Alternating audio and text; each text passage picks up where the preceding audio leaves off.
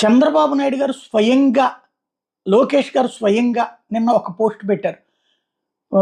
ఈ అరాచకం, ఈ సైకో మనస్తత్వం విశాఖ దాకా పాకింది. విశాఖలో తెలుగుదేశం పార్టీ కార్యకర్తలు ఓటెయ్యనందుకు గాను వైఎస్ఆర్ కాంగ్రెస్ పార్టీ వాళ్ళు దాడి చేశారు అన్నటువంటి. అయితే దీనికి సంబంధించినటువంటి అసలు నిజాన్ని వైజాగ్ పోలీసులు తెలియజేశారు. నిన్న రాత్రి మనం ఆ వీడియో కూడా చేసుకున్నాం.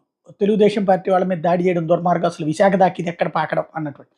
అయితే వైజాగ్ పోలీసులు అది ఫాల్స్ అని చెప్పి తేలుస్తూ అసలు విషయాన్ని ప్రొజెక్ట్ చేసుకొచ్చారు. ఎవరైతే గాయపడ్డటువంటి వాళ్ళ ఫోటోలు చూపించారో వాళ్లే వాస్తవంగా నిన్న మొదట గొడవకు వెళ్ళింది. దానికి సంబంధించినటువంటి దృశ్యాలు ఇవి.